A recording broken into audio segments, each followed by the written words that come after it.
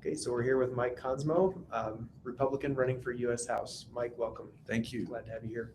I'm Brian Martin. I'm the managing editor of the Wyoming Tribune Eagle. I'm Sharon Fain with Black Hills Energy. Bob Fecht, the Cheyenne Animal Shelter. So again, Mike, welcome. Let's start with the first question, which is what specific issues or concerns caused you to run for the U.S. House this year? A couple of things. So I'm a professor at Northwest College where I live in Powell.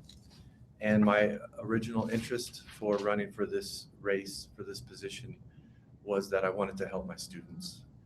All across our state, our students are graduating from our high schools and from our community colleges and from our university, and they're not able to find jobs, not the kind of jobs that you can build a career around or a life around or a family around. And that was a big personal concern to me because I saw that all the time, every year.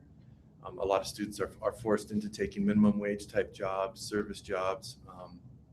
And not that there's anything wrong with those types of jobs, it just seems to be the only ones that there are.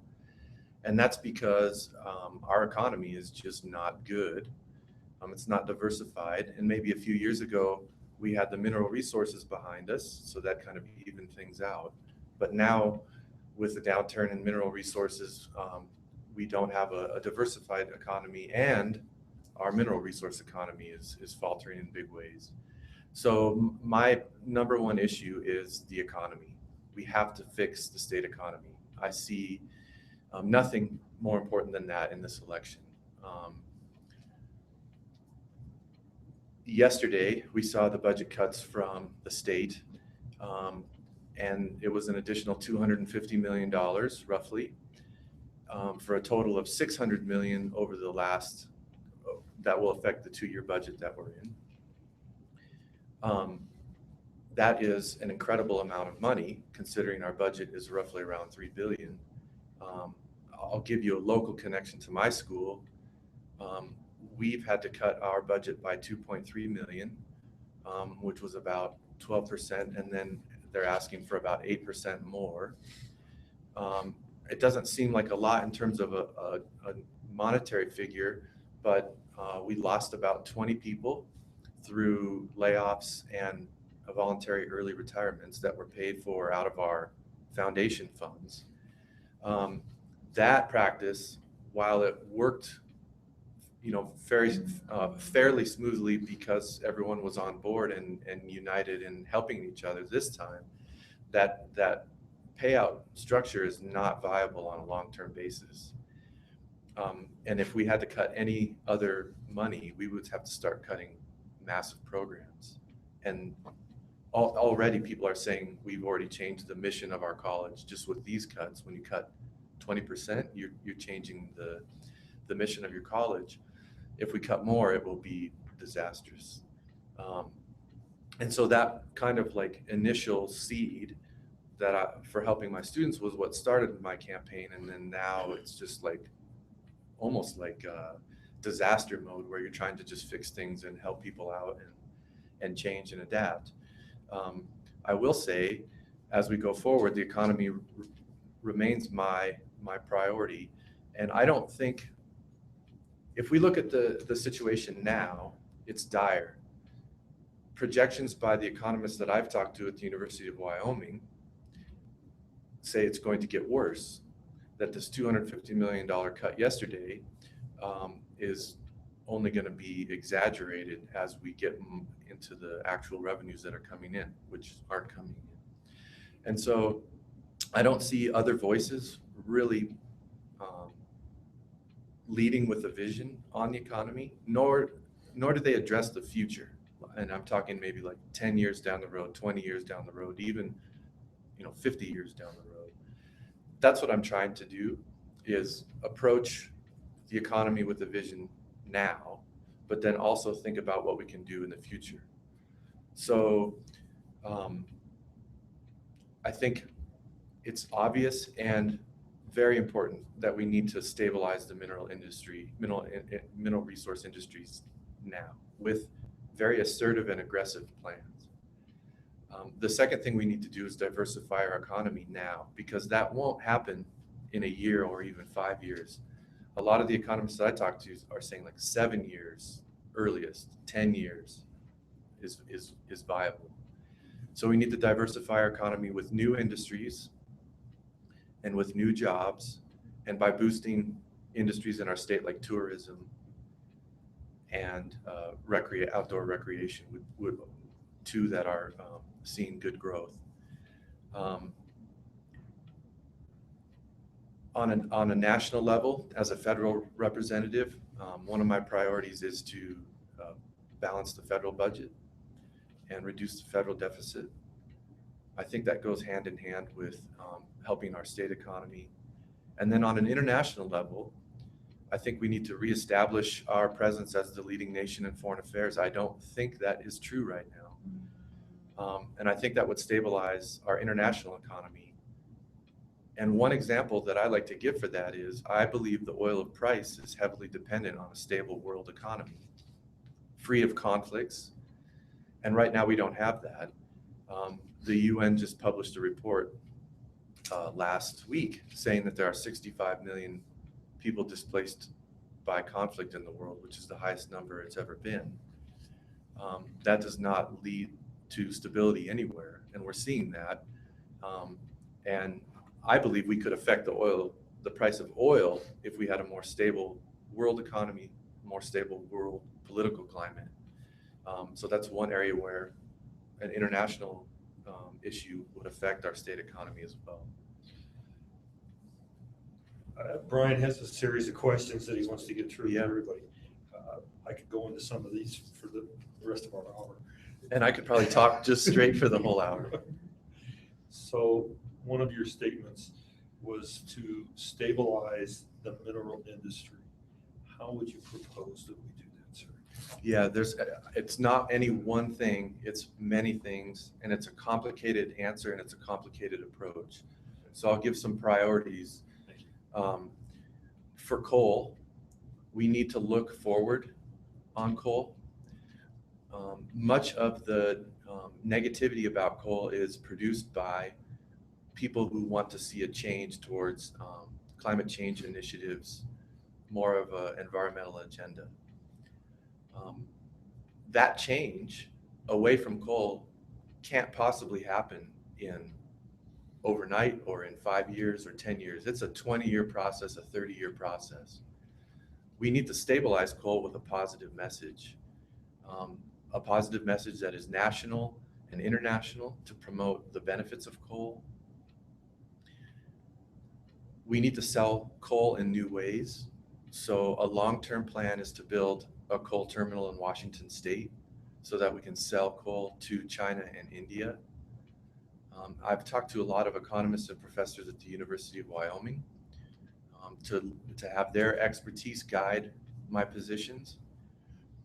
They are proposing that in 10 years, 20 years, India and China will compose 66% of the world market on coal. We need to have a way to ship that to those countries and other countries that may develop, including Japan. Their need for coal is rising as well as they move away from nuclear power.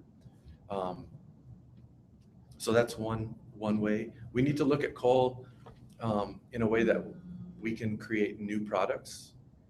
So for instance, carbon fiber products, so that we're not just selling raw coal, we're selling products refined from that carbon resource. We can put those plants and factories and industries in our state so they create a more viable, long-term, diversified approach. With oil, we need to create that stable international economy, as I mentioned. This might sound grandiose. However, I believe we need to kind of reestablish international agreements on the production of oil with renewed partnership with Saudi Arabia, Russia, and others.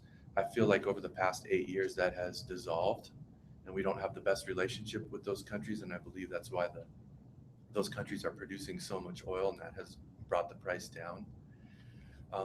With natural gas, I'd also like to propose that we build a terminal in Oregon, where they have been working towards a shipping port in Oregon where we can move our natural gas to other countries. Renewable energy, I think, is very important. We only have 90 jobs that are dedicated directly to solar energy in our state. I believe in time we should have solar energy capability on every building. We have 300 days of sunshine in every city in our state, and that's a no-brainer to me. Wind energy could be an industry of huge growth. One thing that most people don't understand is you need transmission capabilities and infrastructure to produce, capture and sell that wind energy, and we don't have that. So we need to support infrastructure like the Trans-West transmission project. And then I think, in keeping with my philosophy that it's complicated and that we try everything, we need to have a very comprehensive, all of the above strategy. Rare earth elements are things that we could do to if we continue to look at some of the technology there and mine rare earth elements, uranium. There's a lot of like smaller industries that would create not thousands of jobs, but hundreds here and there. And then one of my big issues personally is at the University of Wyoming, the legislature has put in tons of money for technology and research for new forms of technology with coal and all energies, to be honest. I'd like to really embrace those and push those even further. They have a certain amount of funding and a certain amount of progress being made, but we could accelerate that with more aggressive funding. And it wouldn't be enormous amounts of money. I think we have to do that. The payoff could be amazing. Kind of a short answer, but not really. Mike, in connection to your first answer, you were talking about diversifying Wyoming's economy. What would your role in Congress be in doing that? Because some people see that as a state issue or something that maybe the governor or the legislature would work more toward. How would you facilitate that change in our economy from Washington? Because there is only 3 people in our delegation, I believe that it's unique in that the federal delegation does have a role in diversifying our economy. And then once you look at another factor, like in 2011, mineral resources was a third of our total economic GDP in the state. Much of that has to do with the federal oversight, federal regulation, federal government, federal policies. So it's impossible to divide the federal delegation from the state economy. It's just impossible. Our political landscape and our population and the way our economy works, the federal representative has to be involved. We have organizations like the Wyoming Business Council and Wyoming Tourism Office, and of course the governor's office that go out and try to bring businesses to our state. In my opinion, they do a great job, but they don't have the funding that they need to go out and do that. They don't have the cachet to go out and do that. We need a leader who has a vision for business, for what it could be in the state. And that person needs to go out and transcend what it means to be a typical representative and bring business to the state. It's the way I look at it is he or she needs to be an ambassador for the qualities of our state. We have many qualities. We have great tax laws. We have great quality of life. We have a low population. We have easy startup costs. All of these great attributes are there. And the governor and the business council, for example, promote those, but we don't see the growth that we need. And I think it's because we're just not out there enough. Mike, what qualifications do you bring to the table that would help you serve as a congressperson? I think I have many strengths. The first is I'm a teacher at a community college in our state, and I know thousands of students and their families, and I have a really good grasp on who, on people in Wyoming, on our state, on our local communities, on how we think. And I believe a good representative always needs to represent the people, always listen to the people. And that's what I have done as a professor. I always like to say that I'm not important. It's you that are important, whether that's the students or the constituents, your views are important. You are much more important than me. And I say often that this is not my campaign, it's our campaign. Because a good representative should be exploring those ideas and listening to people around him. So I'm a good listener. I'm optimistic. I'm very positive. I look for long-term solutions. I look for practical solutions. All of those things that I was as a teacher, I will be as a representative. What do you believe is the biggest challenge facing the country? And you've mentioned some already, but what are the main challenges facing the country right now? Well, for our state, it's the economy. And I just keep coming back to that. And as a representative looking at the issues in the country and how they'll affect the state, I think there's a divide between what works in urban states and urban populations and what will work here in our rural state. We differ a little bit or a lot from the West Coast and the East Coast on a lot of issues. So we tend to be more conservative, and we tend to be focused on different industries, and we tend to be focused on stuff that just matters on a different level here than it would in New York or Los Angeles. I think that's one thing that as a federal representative, we haven't done a good job of explaining or educating other people in other states about who we are and our identity. I'd like to bring as many representatives to Wyoming as I could to help show how we live and how our state operates and the rural landscape that we live in and the industries that are important to us. Because I think a lot of people in Wyoming feel abandoned by Washington politics or federal politics or a national perspective. They feel like our people in our state feel like they don't understand us. And I think that's true. I'll give one example of something that really could have helped us on a national level. Regulations and the war on coal and the push towards climate change initiatives. Those are all things that on a national level make sense to people in urban areas.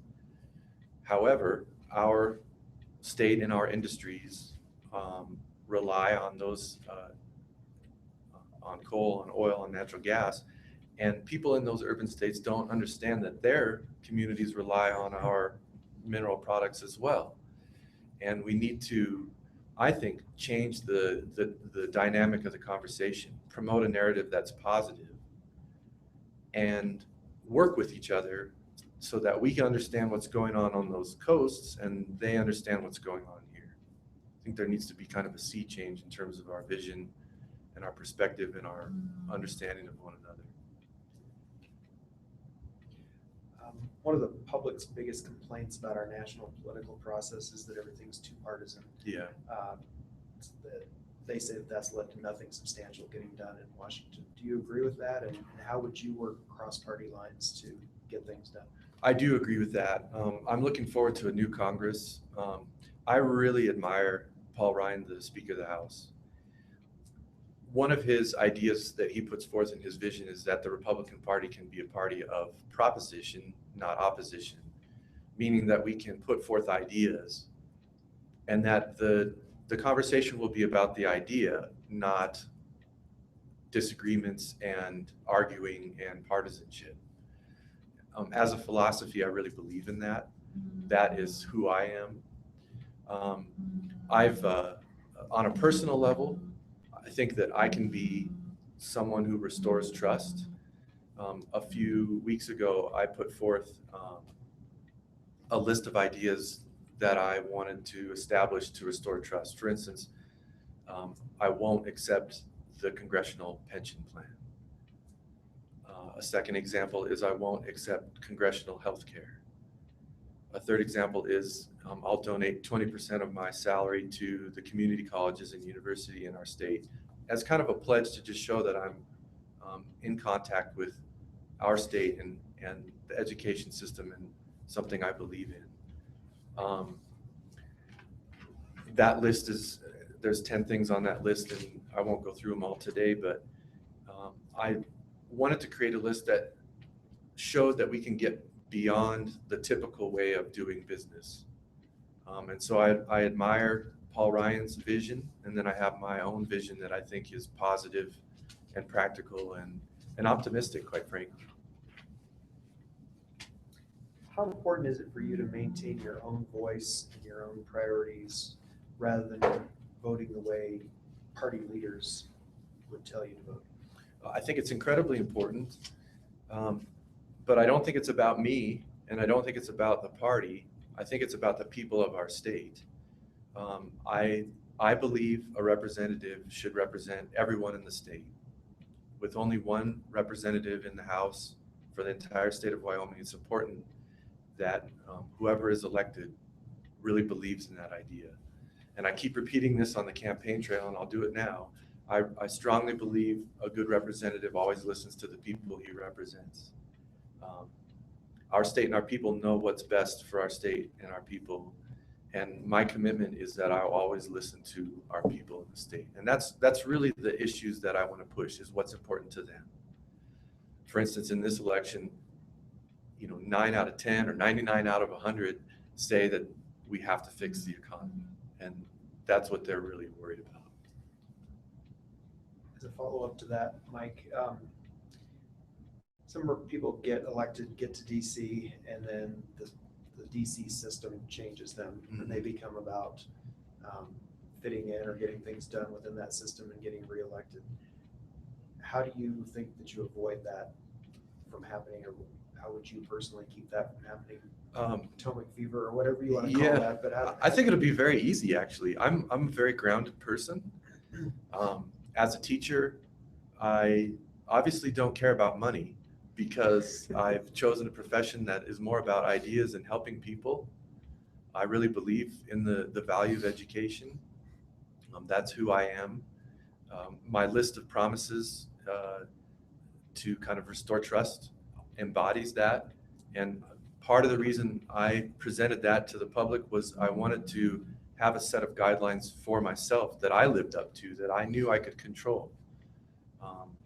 I also set congressional term limits that I would only, if elected, I would only serve for 4 terms, which I think is important for me, so that I know I have a job to do and I'm not looking for an endless career.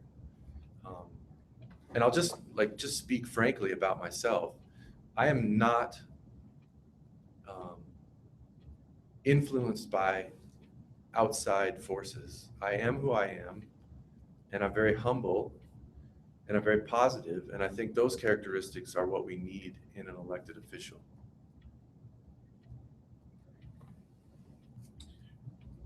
some issues that we want to go through and just get your take on them. First one is This is the lightning round. This is the lightning round, sure. Military spending and protecting FE Warren Air Force Base is obviously a concern for people here in Cheyenne. How important is that to you, and how would you go about doing that? Yeah, it's a huge issue. Very important to the city of Cheyenne, but very important to our entire state. I've said at many of my debates that we need to expand the mission of Warren Air Force Base. We have a lot of land and capability here to do that, and I think that that will be one of my priorities. I'll also say that we need to expand and better fund the VA centers in Cheyenne and Sheridan. I visited the VA center in Cheyenne a few months ago on the day that they unveiled and opened the new rehabilitation center, which is a great facility. Later in the day, I spent the whole day there. Later in the day, I took a tour and visited all the different buildings, visited some of the patients, visited the infrastructure and the employees. And they do not have the funding they need to accomplish their mission. They don't have, I believe they have a waiting list for nursing home beds. I believe they only have 70 nursing home beds, and there's a waiting list, which I find incredibly sad that a veteran would want to spend time in a nursing home at a VA center, but the center does not have that capability. And I want to be clear that I believe the staff there, who are incredibly friendly and just awesome people, are doing the best they can, but they just don't have the resources to do that. And a lot of people complain about Obamacare, which I also complain about Obamacare, but the VA medical care is even worse, and quite frankly, it's bizarre. And we need reform in that area as well. You've touched on climate change and environmental threats a little bit. Can you talk, though, more specifically about how you feel about, or your opinion about climate change, man's influence on the climate, and kind of related to that, there's been some accusations of Environmental Protection Agency overreach into Wyoming, and what are your thoughts about that? I think there's a side of climate change people, and there's a side of pro-business that's just those two sides don't ever see eye to eye and don't have a conversation. I do agree that there has been overreach with regulations, and this is how I see that. We have not had a seat at the table to plead our case effectively, whether that's by choice or by design, I don't know, but as an elected official, I want to have a seat at the table to present our case, present our vision, present our resources so that Congress or the president knows where we're at. And I don't believe that that has happened. So a lot of people complain about the EPA. A lot of people complain about regulation, but I don't see them actively like working through that. I think just overall, I think that we can be very positive with how we aggressively present our vision, and I don't see people doing that. And that's one thing that I think is in control of any one single individual. So maybe I'll phrase the question a different way. Do you believe that we as human beings and our industry are having an impact on the environment? I think we can have an impact, positive and negative. To me, I'm not one who dismisses it, and I'm not one who accepts it. I think that, as a professor, I like to learn more, and the data and the studies seem to be changing all the time. And I'm someone who wants to focus on long-term plans and long-term solutions.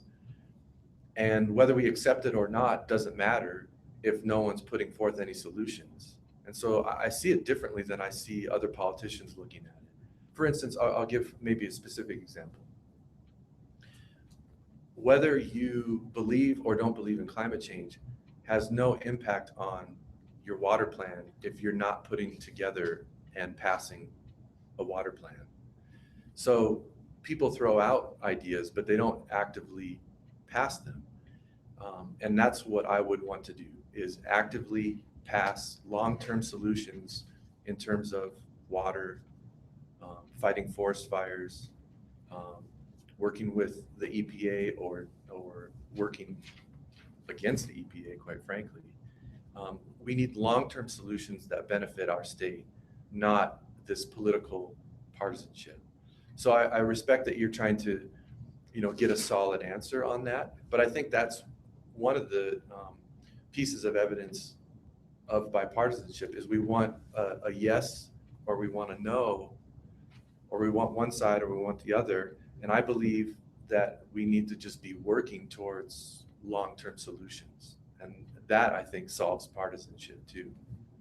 But so any kind of solution, doesn't matter whether it's any kind of solution. Yeah. You mentioned Obamacare and healthcare coverage. You said you're not a fan. What would you do about Obamacare from your seat, and what do you think needs to be done? Yeah, this is probably the second most important issue to voters.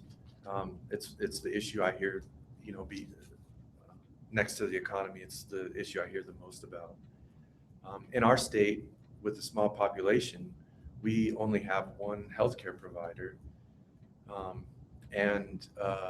So people are basically being forced into buying a plan with one provider that doesn't offer any kind of competition. And I don't see how that can create lower costs and an effective plan if you don't have any competition. So I favor a market-based approach that gives the individual as much choice as possible.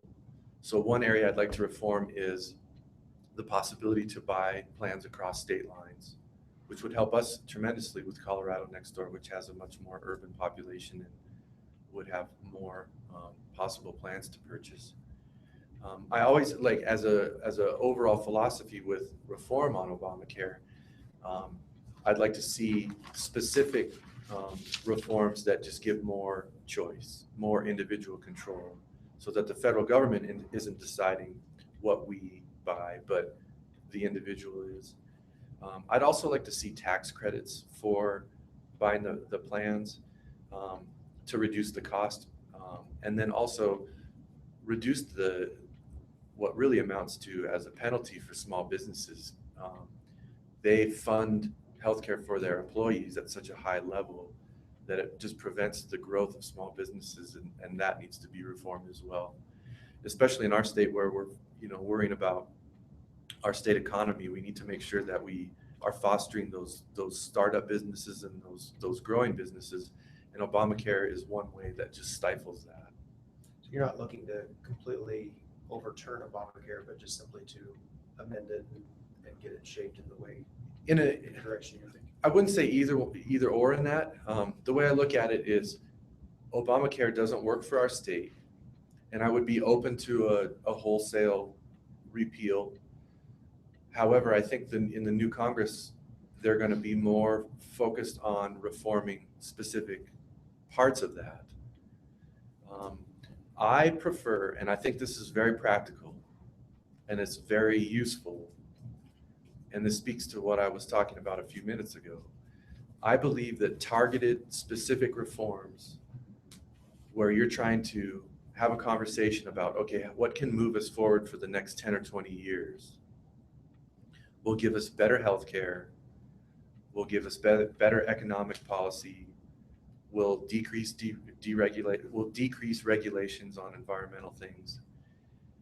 Those are the types of things we need out of a leadership, not opposition. Especially in our state where we have one representative, we need someone with a vision who can always have a seat at the table and always discuss things and always be reasonable, but aggressive and assertive and a powerful speaker for our state. That's what we need. You mentioned that reducing the federal deficit and the debt and a balanced budget amendment's a priority. How would you go about getting that to happen? That's a tricky question. As a new representative, I would be vocal in the sense that I'm for balancing the federal budget, and I'm for reducing the national deficit. That's the first step. The second step is to buy into a more comprehensive plan by the Republican leadership. I can be part of that discussion. Paul Ryan has put together a plan that he believes in, and I largely believe in that plan. It's a very good plan. And as a new representative, it's much more effective to be part of an umbrella plan that's being pushed by the leadership than to say start out on your own with your own individual plan. So I'm realistic in that sense. As you go further into your career, even in the second term, you could put forth your plan based on your expertise and your involvement in the overall process. So that's how I would approach it on a practical level. But I do strongly believe in those two principles, that we do need to reduce our federal budget, or balance our federal budget and reduce our federal deficit.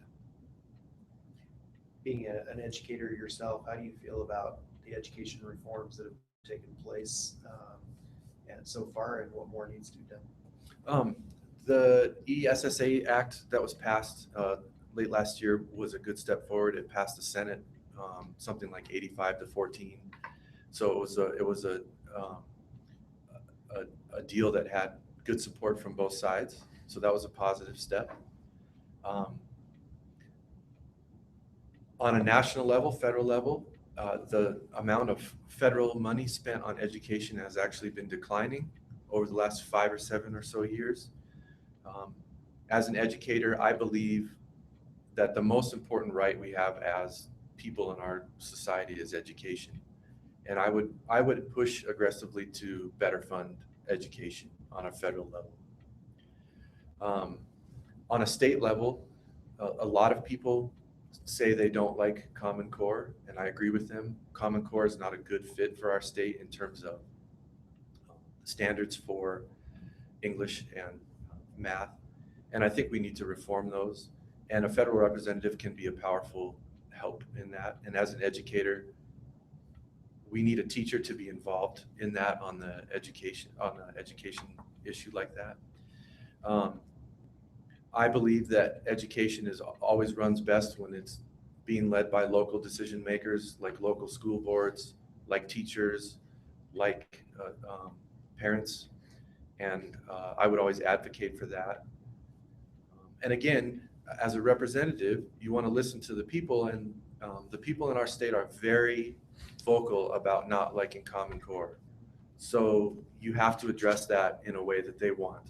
And their parents speaking out for their children, you have to answer that call. An issue that's of concern to Cheyenne is funding for small airports and the essential air service funding and that sort of thing. What ideas do you have for guaranteeing air service within the state of Wyoming? Yeah, we need to do a lot better work with many different issues of infrastructure in our state. I worked at an airport in Bozeman while I was going to graduate school. It helped pay my graduate tuition, so I worked there for 5 years, loading bags and fueling airplanes. So I have a great fondness for airports. We need to improve our airport in Cheyenne and in Casper. I was just looking at statistics on Casper this morning, and the use of the Casper airport is growing rapidly, and the use of the Cheyenne airport is, we need to expand the service possibilities of both in a huge way. So Montana has done this. The Billings Airport, the Bozeman Airport, the Missoula Airport are all very state-of-the-art, and the passenger usage just grows phenomenally every year. And they have an amazing amount of carriers coming in. They don't have to subsidize them like they used to. And so I see that model as a model that we can't just transplant it exactly, but it's a cause that I want to fight for, because we need to, I'll give a general answer now. We need to increase our infrastructure in our state to increase our quality of life, to increase the people who come here to live, and that will build our economy. I see that as a kind of a linear approach. If we don't have airports, and we don't have great highways, and we don't have cell phone coverage, and we don't have high-speed internet, and we don't have community centers, we won't have people who want to live here, and we won't have our economy growing. And it's a complicated thing to fix all that, but I think it's a very simple observation. And now we just need to get to work and make sure we're planning those things out on a long-term basis, which I have not seen recently. So, one significant piece of funding has been the abandoned mine land funding that's come into Wyoming, and that's ending now. What would you do to replace the AML funds? Yeah, I see that as one small piece of a general economic problem, and I've spoken kind of at length about that at the beginning of this interview. On an overall level, and this is going to be a little bit repetitive from what I said, but we need to fix our state economy by stabilizing our mineral industry, and then by diversifying the rest of our economy. That's not going to happen overnight. It's going to take a long-term process. It's going to be a lot of hard work, but there's a lot of different things that we can do. I can go through those if you want to go in that direction, or we can go on to other questions. No, But we have some time. okay, good. So I mentioned at length when I was answering your question that we can stabilize the mineral resource industries, and I kind of laid out some specifics there. With outdoor recreation and tourism, we need to promote our tourism industry and our outdoor recreation with aggressive marketing.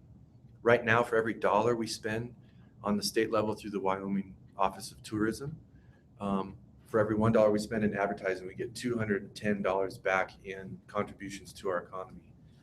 Right now, their office is being cut because of all these budget problems. We can't cut an agency that is promoting an area of growth. And so if those cuts, play out, we're going to have to look for other ways to market our state. I mentioned earlier that the representative could be an ambassador to bring new companies to the state, and I believe that needs to be undertaken on a very aggressive basis.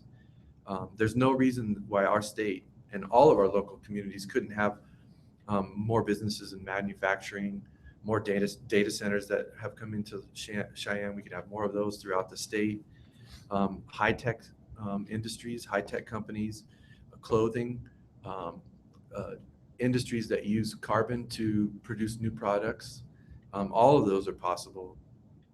And we need an ambassador and we need a vision that welcomes those companies, because right now we have that on a limited basis, but that needs to be in the blood of every Wyoming citizen to bring those businesses to our state.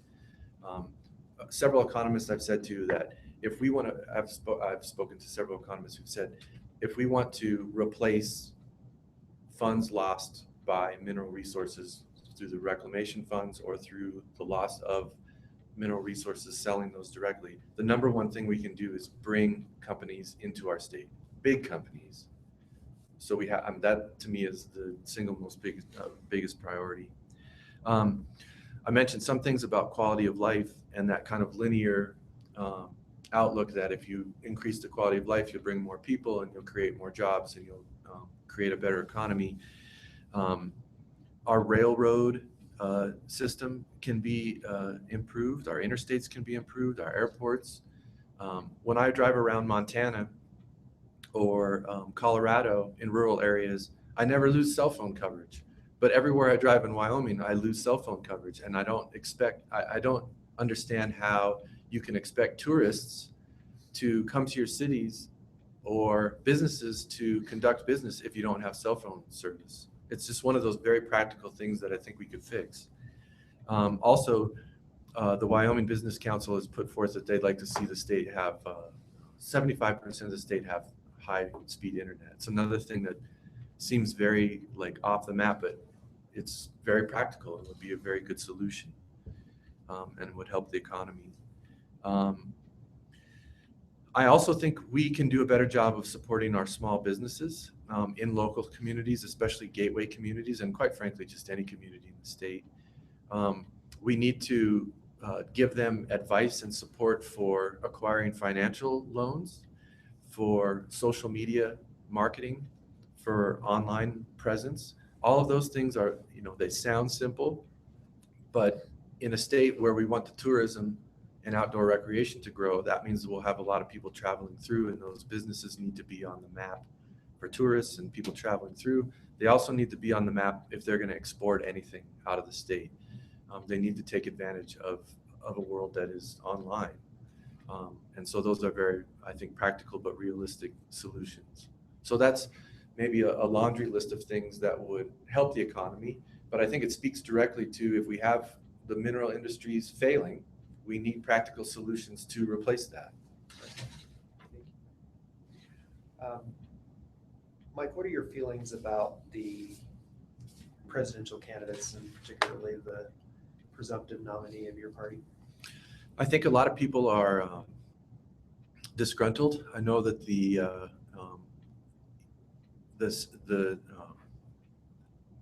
Republican Party in the state came out for Cruz and was they were advocating for Cruz. And now with Trump, a lot of people talk to me and ask me my opinion on that. I think on some level, we have to, as Republicans, we have to support our nominee. But as a solution, I think that if you're disgruntled with Trump, that you should pour your energy into your local races, your state races, because there's a great source of possibility of change that you can promote on those local levels. And you've probably heard the phrase a million times that all politics is local. And if you want to create change in the world, I think we need to focus on our local communities and our state. And I believe Trump will be more business friendly and more friendly to our mineral resources. I don't think that Clinton will be friendly to our mineral resources in our state. And so my advocacy is for Trump, but in my opinion, this is the way I look. I wanted to see more change, and so I ran for office to create that change on a local level. I would encourage people in our state, if you want to see change, get involved with local city races, with state races for the legislature, and with local issues that you believe in, because then you won't have to be frustrated and disgruntled. Then you will have a powerful contribution to your community. Sounds like a bit of a qualified No, support, or no? I would say, no, in running for office, everyone wants to know who I endorse. And before, when there were a lot of candidates, I didn't endorse anyone. And now that there's one, I'm not endorsing anyone. I firmly and confidently believe that if you want to change the world, you have to do it. You cannot rely on who you're going to vote for president. I have always believed that. And people really love and want to put me in a position to say very solidified answers on who I support, and I always avoid that. You've mentioned that obviously Wyoming only has the one representative. How do you make sure your voice is heard among 435 voices in the House of Representatives? A lot of my answer to that is a lot of what I've already mentioned. If you are someone who is always in opposition to everything, your voice won't be effective. You can be aggressive and you can be assertive and you can speak for the state, but that doesn't mean you have to pull away from the discussion. I always will be involved in the discussion. I will always have a seat at the table. That's one area of things that I can do. A second area is I'm very optimistic. My students call me the most optimistic person they've ever met. I always see everything with opportunity, and I always see everything in a positive way. I don't take anything personally. That type of approach, I think, lends itself to just being involved with other people. Whether you agree with them or not, I can always have a conversation. And then the third thing is, as a representative, I will hold myself accountable to the highest level of values and ethics. And that's why I put out that list of for lack of a better word, promises. They're really commitments in my mind, where term limits, I agree to the term limits. I agree to not taking congressional pension plan, not taking congressional health care, giving money back from my salary to the community colleges and the university. Those are things that restore trust. They also are a guiding principle for me, and so that I'm always following what I believe on a daily basis. I think those three areas are ways that I can contribute and always make sure that we have a voice. Okay, so any other questions? Mike, we're going to give you a chance to address anything that we didn't address in the questions. Anything else you'd like to share with us? Yeah, one last thing. I've covered most of what I want to say, but in our state, we're a rural state that focuses heavily on environment. Environmental issues are very important to our state, but we haven't had an assertive conservative voice on many environmental issues in our state for a long time. And I see that as being one area where I can contribute. I'll give you some examples. We need a modern plan for how to fight forest fires and wildfires in our state. We need to make sure that Yellowstone National Park and Grand Teton National Park and other national parks and public lands are fully funded so that we can promote tourism. I believe we need to delist wolves and delist grizzly bears so that we can move past those endless and kind of pointless debates and start solving other issues. In the upcoming Congress, there will be a number of wilderness areas that will be under review, and we need to make sure we have an assertive voice that is connecting county commissioners and local groups and organizations so that they are involved in the decision-making process with those areas. I mentioned earlier about water policy. We have to have an aggressive water policy for our state. We're in the upper Colorado basin, and so we need to make sure that we are protecting water rights and have a modern plan for conserving water and using water in our state. I'd also like to support the ranching and farming communities in our state and those ranchers and farmers across our state. We need to make sure that they have the water rights and the property rights that they need. I'd also like to put forth a possibility of legislation that would provide tax credits for ranchers or farmers to keep the land in family so that they aren't subdivided or sold off, and that we can keep that ranching and farming legacy continuing in our state for forever. Those are just some issues, but I'm very passionate about how we can be great stewards for our environment.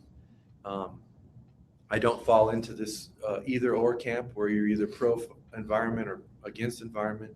I'm just very practical. I want long-term solutions, and I think we need to have that kind of forward-thinking, conservative, assertive, but yet positive leadership in our state, and I think I'm a good person for that. Anything else, Mike? That's it. Hey, thank you very much Thank for being you. here. Really appreciate it. Thank you very much.